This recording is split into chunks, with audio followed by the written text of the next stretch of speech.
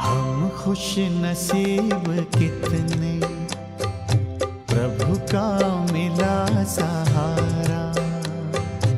हम खुश नसीब कितने, प्रभु का मिला सहारा। हम हो गए उसी के, हम हो गए उसी के, वो हो। ఓం శాంతి. అవ్యక్త చింతన. ఈరోజు మనం 25 ఫిబ్రవరి 2024 ఆదివారం రోజున జరిగిన అవ్యక్త మురళి యొక్క చింతన చేస్తున్నాము. ఈ మురళి యొక్క రివైజ్ డేటు 30 మార్చ్ 1998. మురళి యొక్క హెడ్డింగ్ సర్వ ప్రాప్తుల స్మృతిని ఎమర్జ్ చేసుకుని అచంచల స్థితిని అనుభవం చెయ్యండి మరియు జీవన్ముక్తులుగా అవ్వండి అని బాప్దాదా చెప్పారు. ఈ ఎపిసోడ్ని ప్రారంభించే ముందు గత భాగంలో మనం అవ్యక్త చింతన చేసిన మధుర మహావాక్యాలను ఒకసారి జ్ఞాపకం చేసుకుందాము. బాప్దాదా చెప్పారు, ఈరోజు భాగ్య విధాత అయిన తండ్రి విశ్వంలో తన సర్వశ్రేష్ఠ భాగ్యశాలి పిల్లలైన మనందరినీ చూస్తున్నారు. ప్రతి పుత్రుని భాగ్యం యొక్క మహిమను స్వయం భగవంతుడే పాడుతున్నారు. మా భాగ్యం ఇంత శ్రేష్టంగా ఉందని ఎప్పుడైనా స్వప్నంలో అయినా ఆలోచించారా? కానీ మీ అదృష్టం తయారై ఉంది మరియు తయారయ్యింది అని బాప్దాదా చెప్పారు. పిల్లలు సంతోషంగా ఉండడం చూసి బాప్దాదా కూడా సంతోషంలో ఊగుతున్నారు. సదా వాహ్ నా శ్రేష్ఠ భాగ్యశాలి విశేష ఆత్మలు అని అంటూ ఉంటారు. శివబాబా యొక్క పాలన, శివబాబా యొక్క పాలన మరియు శివబాబా యొక్క ప్రేమ ఎంత గొప్పది అంటే, ఈ ప్రేమ పాలన మొత్తం కల్పంలో కేవలం బ్రాహ్మణ జన్మలో మాత్రమే పిల్లలైన మీకు లభించింది. ఈ పరమాత్మ పాలన ద్వారా సర్వప్రాప్తి సంపన్న స్వరూపం అనుభవం అవుతుంది. ఈ పరమాత్మ ప్రేమ సర్వ సంబంధాలను అనుభవం చేయిస్తుంది. దేహ భావాన్ని మరిపింపచేస్తుంది. స్వార్థపూరిత ప్రేమలను మరిపింపచేస్తుంది. మీరు ఇలాంటి పరమాత్మ ప్రేమ, పరమాత్మ పాలనలో పాలింపబడే భాగ్యశాలి ఆత్మలు. ఆత్మలైన మీ భాగ్యం ఎంత గొప్పదంటే, స్వయం భగవంతుడు తన వతనాన్ని వదిలి ఈశ్వరీయ విద్యార్థులైన మిమ్మల్ని చదివించేందుకు ప్రతిరోజు ఉదయమే వస్తారు.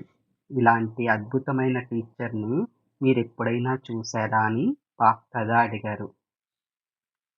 బాబా చదివించే చదువులో రెండే 2 శబ్దాలున్నాయి. ఒకటి నేను మరియు నా బాబా.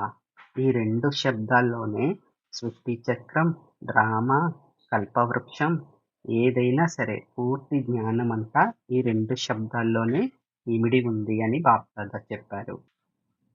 భగవంతుడు చదివించే ఈ చదువు యొక్క విశేషత ఏంటంటే, ఈ చదువు ద్వారా బుద్ధి తేలికగా అయిపోతుంది, స్థితి ఉన్నతంగా అయి ఎగురుతూ ఉంటుంది.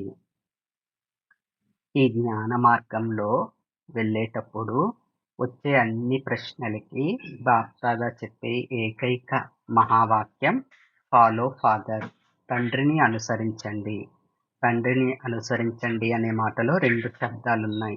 ఒకటి సాకార కర్మలో బ్రహ్మబాబాను ఫాలో చేయండి. రెండవది నిరాకార స్థితిలో అశరీరిగా అవ్వటంలో శివబాబాను అనుసరించండి.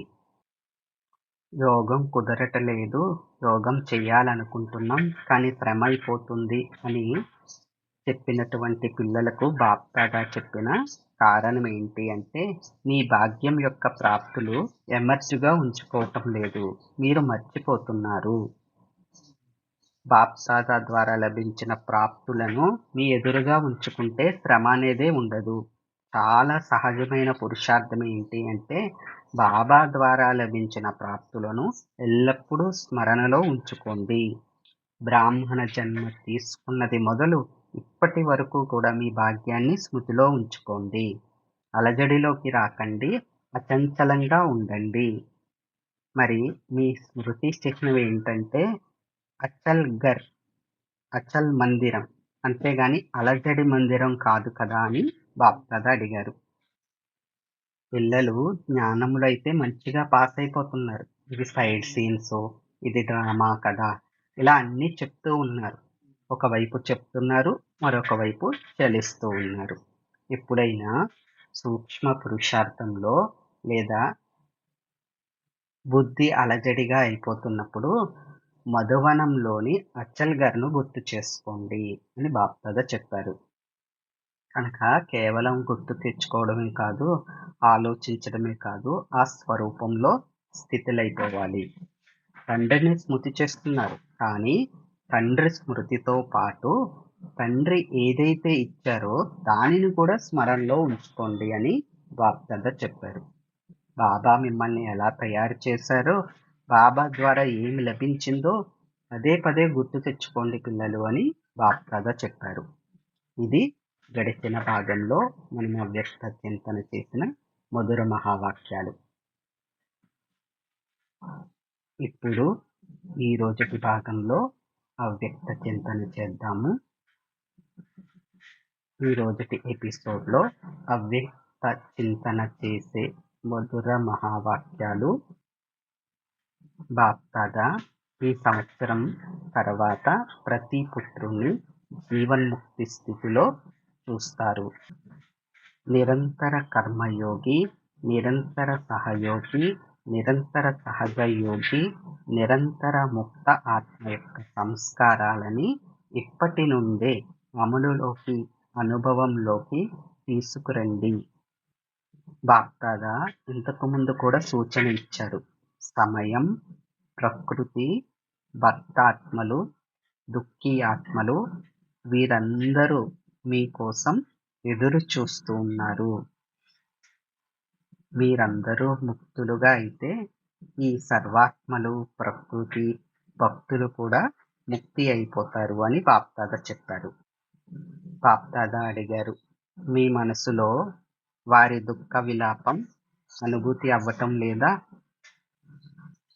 100 హిమాలయ పర్వతాలతో సమానమైన పెద్ద పెద్ద విఘ్నాలు వచ్చినా సరే తొలగిపోము, ఓడిపోము.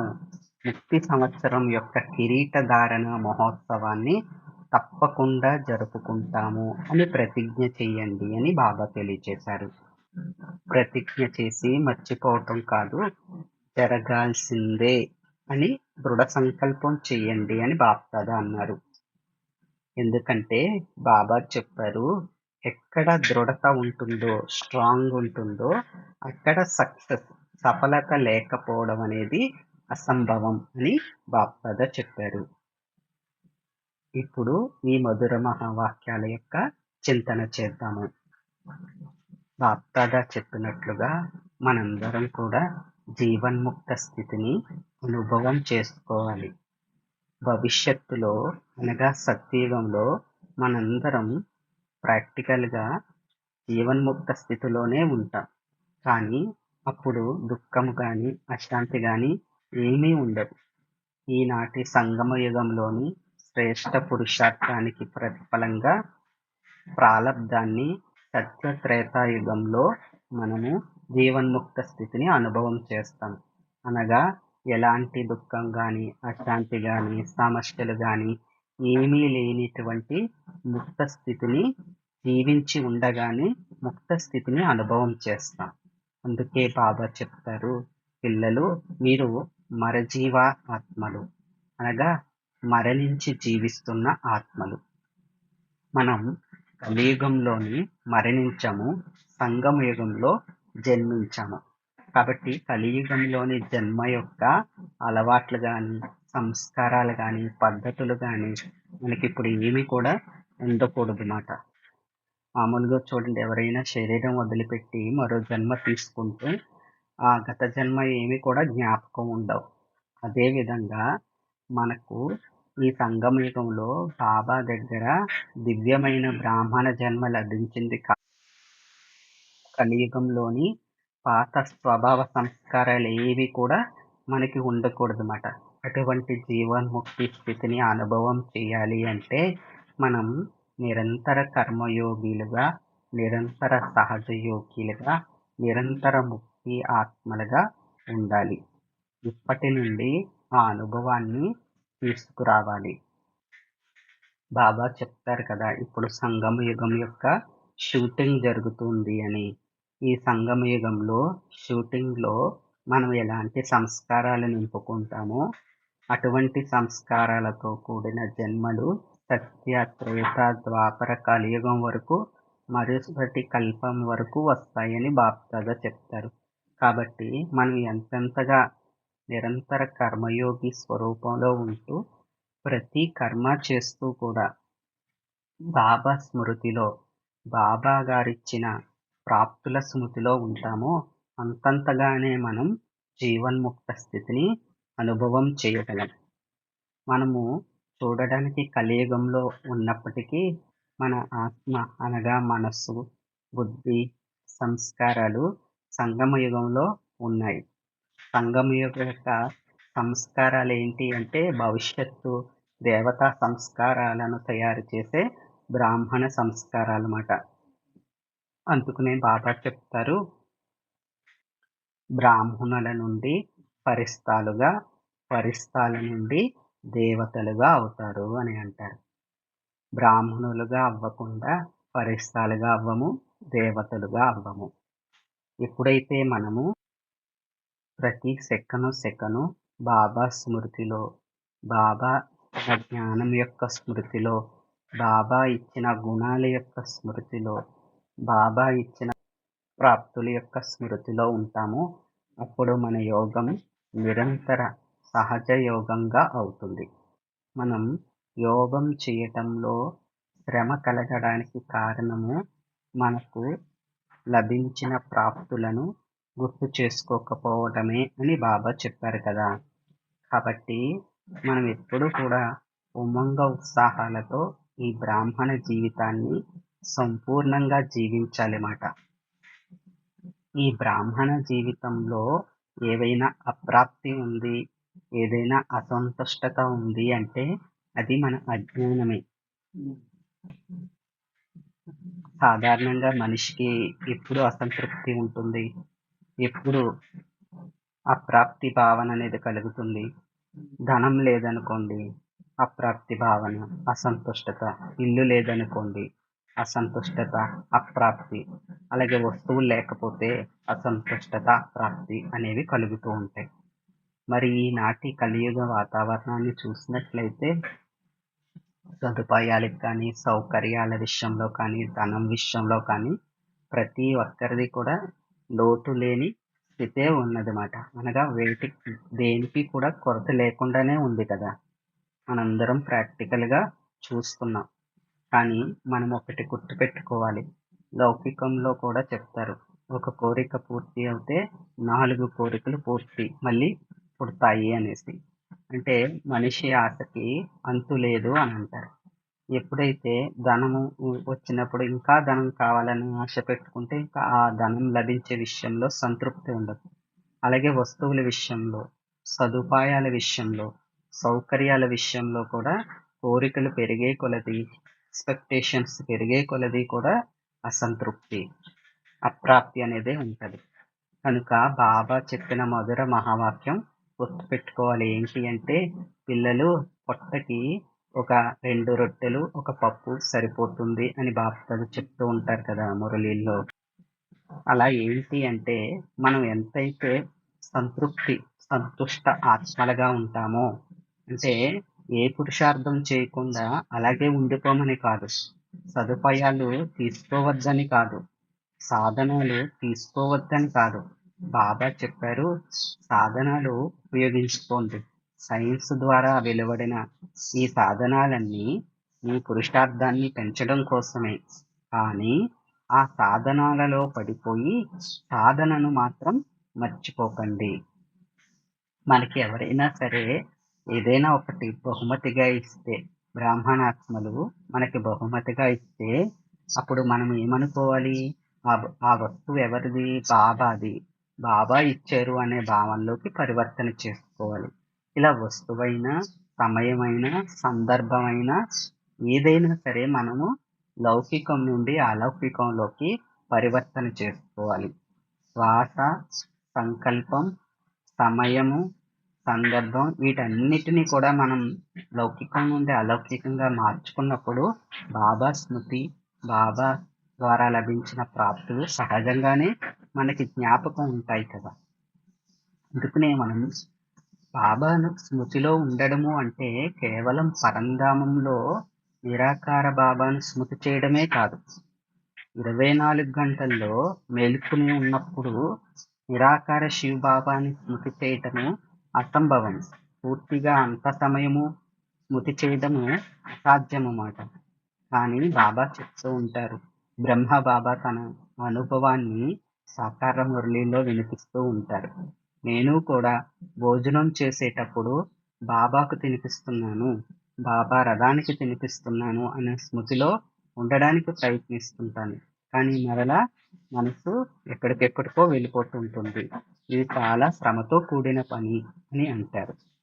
అదేవిధంగా మనం ఈ నిరాకార స్మృతి అనేది కూర్చుని ఉన్నప్పుడు అమృత వేళ, ట్రాఫిక్ కంట్రోల్స్, భోగ్ పెట్టేటప్పుడు మళ్ళీ సూక్ష్మవతనంలో అవ్యక్త బాప్దాదాన్ని కలుసుకుంటాం. అదేవిధంగా సాయంత్రం సమయం సంధ్యాయోగంలో, రాత్రి నిద్రించే ముందు బాబా గుడ్ నైట్ చెప్పి పడుకునేటప్పుడు, ఇలాంటి సందర్భాల్లో మనం కూర్చొని ఉన్నప్పుడు పరంధామ స్మృతిలో బాబాను అక్కడ జ్ఞాపకం చేసుకోవచ్చు. కానీ ఎప్పుడైతే మనం కర్మలోకి వచ్చి కొన్ని కర్తవ్యాలు నిర్వహించవలసి ఉంటుంది, మనం నివృత్తి మార్గానికి సంబంధించిన వాళ్ళం కాదు కదా, ప్రవృత్తి మార్గానికి సంబంధించిన వాళ్ళం. కాబట్టి ఏ పని చేస్తున్నా కూడా మనం ఏ పనిని ఆపడానికి లేదు. పని నుండి మనం దూరంగా అతీతం అవ్వడానికి వీల్లేదు. కాబట్టి మనం అన్ని కర్మలు చేస్తూ కూడా ఆ కర్మని లౌకికం నుండి అలౌకికంలోకి పరివర్తన చేసుకోవాలి అంతే. బయట ఉద్యోగ వ్యాపారాలు చేసేవారు నేను సేవ నిమిత్తం ఈ ప్రదేశంలో ఉన్నాను, ఈ ఆఫీస్లో ఉన్నాను, ఈ ఉద్యోగం చేస్తున్నాను, ఈ వ్యాపారం చేస్తున్నాను, నా బాసు శివబాబా అన్న స్మృతిలో ఉంటే ఆ లౌకికము అలౌకికం అయిపోతుంది. అప్పుడు బాబా స్మృతి కలుగుతుంది. అంటే ఒక్క శివబాబా నిరాకార రూపంలో ఉన్న బాబాను గుర్తు చేయడమే కాకుండా మనం సాకార రూపంలో ఉన్నప్పుడు అవ్యక్త బాప్దాదాన్ని తోడు చేసుకోవటం, అలాగే బాబా ప్రతి కర్మని ఏ విధంగా చేయమన్నారో గుర్తు చేసుకోవటం, ఆ విధంగా ఆ కర్మను చేయటం కూడా సహజ యోగిగానే అవుతుంది. అదే విధంగా బాబా చెప్పినట్లు మనం జీవన్ముక్త స్థితిని అనుభవం చేయాలంటే నిరంతర ముక్త ఆత్మ యొక్క సంస్కారాన్ని ఇప్పటి నుండి అనుభవంలోకి తీసుకురావాలి. చూడండి, జీవన్ముక్త స్థితి గల ఆత్మల గుర్తులేంటో బాబా తెలియచేశారు. జీవన్ముక్తి స్థితి గల దేవీ దేవతల యొక్క లక్షణాలు ఏం చెప్తారు బాబా? సదా నిర్వికారులు, నిరహంకారులు, మర్యాద పురుషోత్తములు, అహింసో పరమధర్మోస్తులు, ఈ విధంగా చెప్తారు కదా. మరి అటువంటి లక్షణాలు స్మరణ చేయడం కాదు, మన యొక్క చేసే కర్మలో కనిపించాలి. మనం చేసే ప్రతి కర్మలో నిర్వికార సంకల్పంలో నిర్వికార స్థితి అనేది రావాలి. వ్యర్థ సంకల్పం రావడం కూడా వికారి అని బాబా అంటారు, పాపం అని అంటారు అన్నమాట. సాధారణ మా సంకల్పాలు రావడం కూడా జ్ఞానం యొక్క సంస్కారం కాదు అని బాప్దాదా చెప్తారు. అందువలన మనం ఎప్పుడైతే స్టార్టింగ్ పాయింట్ అంటే సంకల్పాలను శుద్ధంగా చేసుకుంటామో, ఆ సంకల్పాల్ని జీవన్ముక్త స్థితిలోకి తెచ్చుకుంటామో, బాబా ఒక మురళీలు చెప్పారు, ఎక్కువగా శుభ సంకల్పాలు, శుద్ధ సంకల్పాలు కూడా ఎక్కువగా చేయడం కాదు, ఎంతవరకు చేయాలో అంతవరకే చేయాలి. మనం మరి అశారీర స్థితికి చేరాలనుకోండి, మన సంకల్పాలు కూడా తక్కువగా అయిపోతూ ఉండాలి కదా. నిస్సంకల్ప స్థితి అనేది శరీరంలో ఉండగా రాదు కదా. కాబట్టి మన సంకల్పాలపై గమనం పెట్టుకోవాలి ముందుగా. ఎప్పుడైతే మనం సంకల్పాలను ముక్త ఆత్మ యొక్క సంస్కారాల్లోకి మార్చుకుంటామో, తక్కువగా చేస్తామో, అప్పుడే మనకి జీవన్ముక్త స్థితి అనేది అభ్యాసం అవుతుంది. బాప్దాదా చాలాసార్లు మనకి సూచన ఇచ్చారు. పిల్లలు, సమయం యొక్క పరివర్తన అంటే ఇంకా మనం అనుకుంటాం కదా, వినాశనం అవ్వలేదు, ఇంకా సత్యుగం ఏంటి రావట్లేదని. ఎందుకు రావట్లేదు? మన వల్లే ఆగిపోయింది అంటున్నాడు బాబా.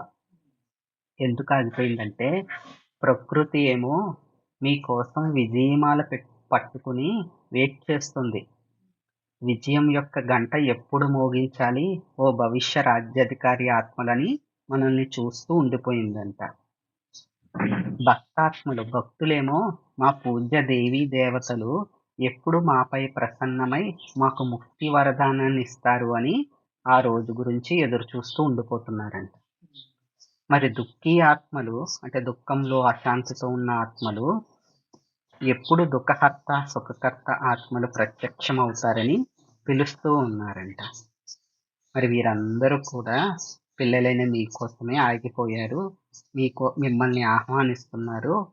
ఓ దయాహృదయులు, విశ్వ కళ్యాణకారి ఆత్మలు, ఇప్పుడు వీరందరి ఎదురు చూపును సమాప్తం చెయ్యండి అని బాప్దాదా మళ్ళీ మళ్ళీ మనకి సూచన ఇస్తున్నారు.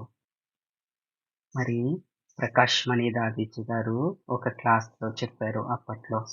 ఏంటి అంటే, మీరు యోగం చేసినప్పుడు ఆఖరిలో శరీరంలోకి వచ్చేటప్పుడు పరంధామం నుండి సూక్ష్మవతనం నుండి బాబా నుండి శక్తులను కిరణాలను తీసుకుని వచ్చాక ప్రకృతికి కూడా సాకాశ ఇవ్వండి అని చెప్పారు.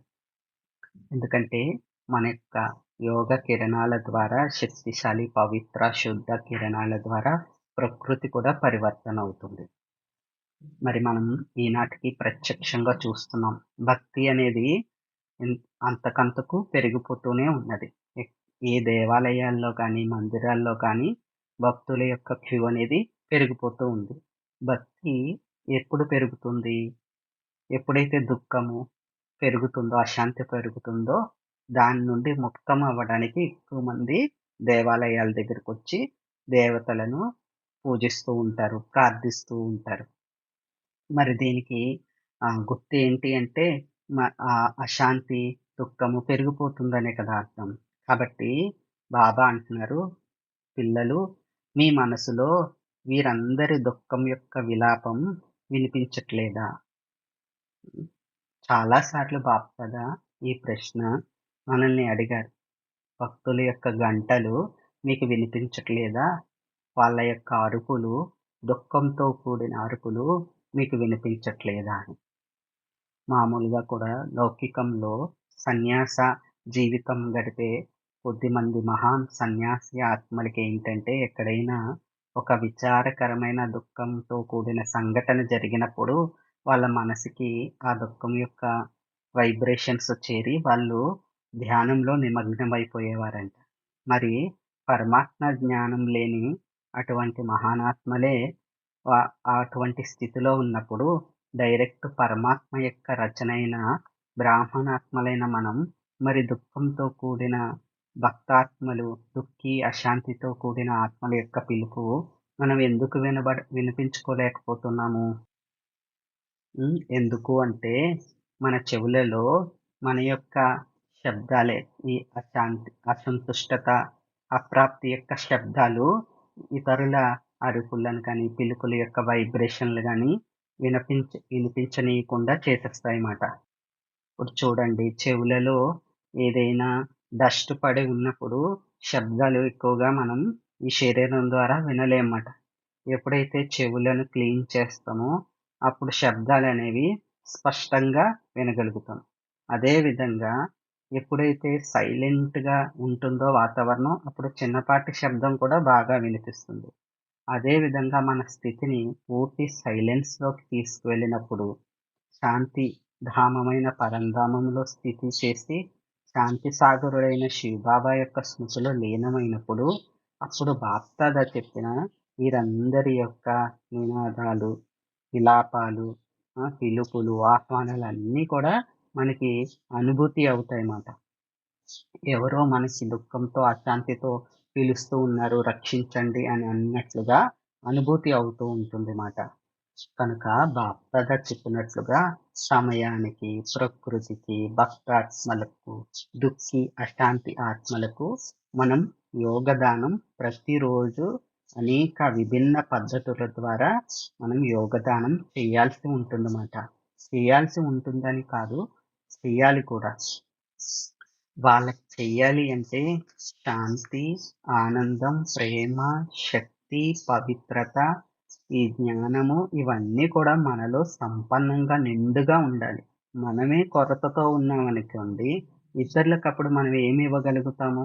మనమే బాబాని పిలుస్తూ, బాబా ఇది చేయవా? బాబా నాకు అది ఇవ్వా? అని మనమే బాబాని వేడుకుంటూ ఉంటే, అప్పుడు ఇతరుల యొక్క విలాపాలను మనమెలా పూర్తి చేయగలుగుతాము? అందుకే బాబా అంటారు, పిల్లలు సర్వప్రాప్తులతో కూడిన సంపన్న ఆత్మలుగా అవ్వండి అని బాప్దాదా చెప్తారు. కాబట్టి సంపన్నంగా అవ్వాలి అంటే బాప్దాదా చెప్పినట్లుగా 100 హిమాలయ పర్వతాలతో కూడిన పెద్ద పెద్ద విఘ్నాలు, సమస్యలు వచ్చినా సరే తొలగిపోము, ఓడిపోము. ఈ సంవత్సరం తప్పనిసరిగా ముక్తి సంవత్సరం యొక్క కిరీట ధారణ మహోత్సవాన్ని జరుపుకుంటాము అని ప్రతిరోజు బాబా దగ్గర ప్రతిజ్ఞ చెయ్యాలి. ఆ ప్రతిజ్ఞని దృఢ సంకల్పంతో సాకారంలోకి తీసుకురావాలి. మనం జ్ఞానం తీసుకుని ఇన్ని సంవత్సరాలు అయినప్పటికీ కూడా ఇంకా విఘ్నాలకు, సమస్యలకు భయపడిపోతూ ఉంటే మన వెనుక వచ్చే ఆత్మలకు మనం ఏమి శక్తులను ఇవ్వగలుగుతాము? ఎందుకంటే ఇప్పుడు ప్రస్తుతం జ్ఞానం తీసుకునే ఆత్మలకి మురళి వినడం ద్వారా లేదా బాబా స్మృతి చేయడంలో పర్సంటేజ్ అనేది తక్కువగా ఉంటుంది. వాళ్ళు డైరెక్ట్గా బాబా నుండి శక్తిని తీసుకోవడంలో కానీ, బాబా యొక్క జ్ఞానాన్ని అర్థం చేసుకోవడంలో కానీ శక్తివంతంగా ఉండలేరు. మన యొక్క పాలన, ప్రేమ ద్వారానే ఆత్మలు బాబా పరిపాలన చేస్తారు. బాబా ప్రేమను అందిస్తారన్నమాట, శక్తిని అందిస్తారన్నమాట. కాబట్టి మురళి వినేసిన తర్వాత విన్నప్పుడు బాగానే ఉంటుంది. మనం తర్వాత ఏంటంటే ఏమైందో తెలియదు, మళ్ళీ పరిస్థితులు వచ్చాయి, ఇలా జరిగింది, అలా జరిగింది అని అంటూ ఉంటాం. కానీ బాప్దాదా అంటున్నారు, ఇక్కడ నుండి వెళ్ళిపోగానే ట్రైన్లోనే ఇంకా ఇంటికి కూడా వెళ్ళకుండా మనం మధుబనిలో బాబా పిల్లలు అయిపోయిన తర్వాత ట్రైన్ ఎక్కుతాం కదా, అప్పుడే ఏమైందో తెలియదు, ఇలా అయిపోయింది అని అనకండి. ఇంటికి వెళ్ళగానే ఈ కొట్లాటలు జరిగినాయి, ఆ గొడవలు జరిగినాయి, ఇలా జరిగింది, అలా జరిగిందని అనకండి. ఇవేమి వినము. మీ ఉత్తరాలను కూడా చదివేదే లేదు, వేస్ట్ పేపర్ బాక్స్లో వేసేస్తారు. వినము అని బాప్దాదా చాలా గట్టిగా దృఢంగా చెప్పేశారన్నమాట. ఇవేమీ వినము, ఏం చెప్పినా వినేదే లేదు అంటున్నారు బాబా. కాబట్టి బాబా ఒకటి సూచన ఇచ్చారు, జరగాల్సిందే జరిగింది అనే దృఢ సంకల్పం చెయ్యండి. ఎక్కడ దృఢత ఉంటుందో అక్కడ సఫలత లేకపోవడం అనేది అసంభవం, ఇంపాసిబుల్ అని బాబా చెప్పారు. మన సంకల్పాన్ని ముందు నేను స్ట్రాంగ్గా ఉండాలి. నేను స్ట్రాంగ్గా ఉన్నప్పుడు బాబా సహాయం స్ట్రాంగ్గా ఉంటుంది. బాబా సహాయం స్ట్రాంగ్గా ఉన్నప్పుడు ఇంకా మరి సఫలత అనేది లేకపోవడం ఎలా అవుతుంది? సఫలతే సఫలత. కనుక మీరందరూ దృఢ సంకల్పం కలిగిన ఆత్మలే కదా అని బాబా చెప్పారు. ఆ రోజుటి మిలనంలో టీచర్ అక్కలు చాలా మంది ఉన్నారట. మొత్తం సెంటర్లన్నీ ఖాళీ చేసి ఇక్కడికి వచ్చేసారా ఏంటి అని బాప్దాదా చతురతతో అడిగారన్నమాట. ఇది ఈ రోజుటి భాగం. రేపటి భాగంలో మొత్తం ప్రపంచానికి మధుబన్ నివాసులు ఏ విధంగా అనిపిస్తారు అనే విషయం మీద అవ్యక్త చింతన చేద్దాము. ఆత్మిక తండ్రికి, ఆత్మిక పిల్లల యొక్క ఈశ్వరీయ మధుర స్మృతులు, శుభోదయం మరియు నమస్తే. బాబా నమస్తే. అచ్చా. ఓం శాంతి. हम हो गए उसी के, हम हो गए उसी के, वो हो गया हमारा, हम खुश नसीब कितने, प्रभु का मिला सहारा.